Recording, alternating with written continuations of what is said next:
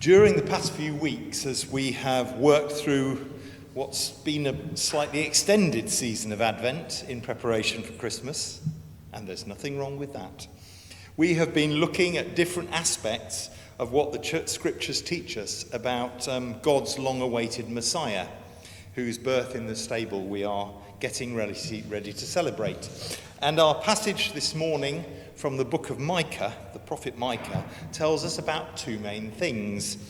Firstly, Micah makes it explicit that the place from which the Messiah would come is Bethlehem.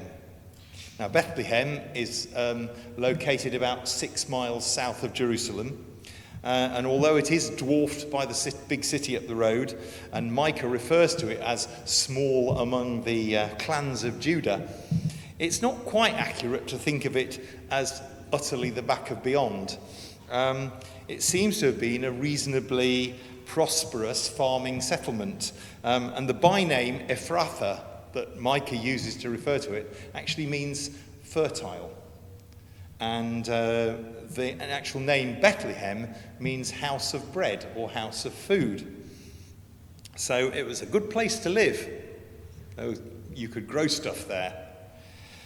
And Bethlehem has a long and illustrious biblical history. We first hear about it as the place where Rachel, the wife of the patriarch Jacob and the mother of Joseph of amazing Technicolor Dreamcoat fame, that's where Rachel died and was buried.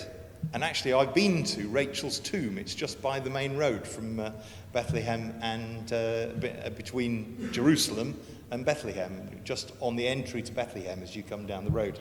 It's a very lovely, quiet and thought-provoking place. Later on in the scriptures, you see Bethlehem mentioned in the book of Ruth. Ruth, the story of Ruth, who came from the country of Moab, so she was a foreign refugee, effectively, comes to Israel with her mother-in-law, and she meets, just outside Bethlehem, she meets her future husband Boaz and settles there. And later on in the biblical story, we hear that Jesse, who was the grandson of Ruth, lived there with his family. And one of his sons was David, who we remember as the person who killed the giant Goliath and later became one of Israel's greatest kings. Israel's greatest king, no, not one of, he was the greatest. And the people who knew their scriptures and were eagerly longing for the coming of the Messiah would easily be able to make those links. And this passage from Micah is the only one that predicts straight out that the Messiah will come from Bethlehem. But there are lots of other prophecies in books such as Isaiah and Jeremiah and Hezekiah, which predict that the Messiah will be a descendant of David. And so all of these come together to give a coherent picture. And Micah follows on from that connection with David by referring to David's famous pre-royal occupation. Because when we first meet David in the biblical narrative, as Jesse's youngest son, he has the lowliest job of all, looking after the sheep. Now, being a shepherd in ancient Israel was a tough job. Forget the lush pastures on which we think of the sheep of the Lake District or the South Downs grazing. The terrain there is rough and dry and inhospitable. It's not easy to find good grazing, and it was part of the shepherd's task to lead the sheep to places where there was enough grass and water to keep them alive. And no matter how far, that meant they would have to walk, and it might be quite a long way. And there were dangers. There were formidable predators roaming the hills of Judea. In the lead up to his battle with Goliath, David himself boasts of having fought off lions and bears in order to protect his animals. The flocks needed protection around the clock. A shepherd was on duty 24 hours a day and was expected to put his life on the line, if necessary, to defend the sheep. Being a shepherd was a smelly and dirty occupation.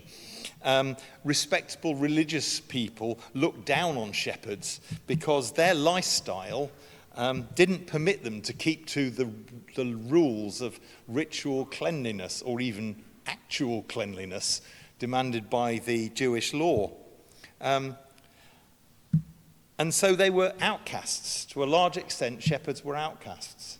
And that maybe makes it all the more surprising that Micah says the coming Messiah will be a shepherd.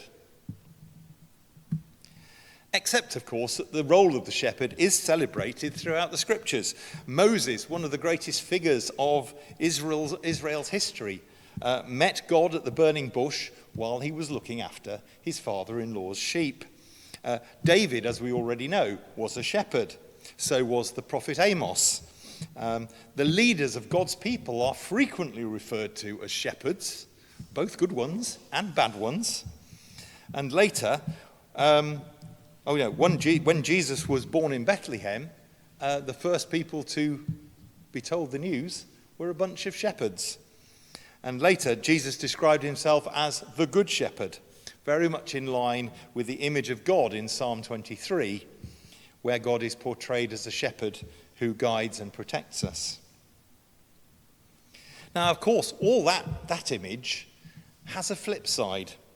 If Jesus is our shepherd, then we must be sheep. I wonder how you react to being compared to a sheep. If we're honest, we probably think of sheep as pretty daft creatures. They're prone to wander off and get stuck in a ditch. They're not given to much thought or gifted with much intelligence. I'm sure there probably is scientific research out there that has proved to some people's satisfaction that sheep are actually geniuses because they can do some task or other that we would find difficult. But I still think of them as pretty stupid. And do I want to be put in the same category? And I suppose that when I say that, I'm judging one particular attribute of sheep, their intelligence, in relation to the intelligence of human beings. And we have been gifted with much bigger brains. And that's not really fair. If you consider sheep on their own terms, and according to the niche that they have evolved to fill, they're actually very successful. And there are things that a sheep can do that I never could. And whether I would want to or need to is sort of beside the point. And if we honestly compare ourselves and our intelligence and wisdom to the intelligence and wisdom of God, then the gulf between the two is at least as great as the same comparison between me and a sheep. Sheep are prone to follow another's lead without asking whether that is taking them into danger. So are we humans. Sheep will try to gratify what they experience as their most pressing desire of the moment, whether that be for food or for rest or for making other sheep, without any thought for the consequences. Often we do the same. So maybe we humans are not so different after all, and we need a shepherd. We need someone with greater wisdom, a better grasp of the big picture to guide us and protect us. And that is what Micah promises, and that is what God in Jesus offers us. If we trace some of the teachings of the Bible, we can pull out a few different aspects of Jesus the Good Shepherd. Firstly, he leads us in the right ways. A good shepherd knows how to find good grazing, clean water, safety from harm for his or her flock, and also knows how to get them there, whether that's by calling them, as shepherds in the ancient world tended to do, or by herding them using dogs and quad bikes, as is more common these days. Likewise, through his teaching and his example, Jesus helps us to see what is good for us and for all our fellow creatures and what isn't. And he encourages us gently but persistently to pursue the good as we listen to his voice and obey what he tells us. Secondly, he cares for us in good times and in bad.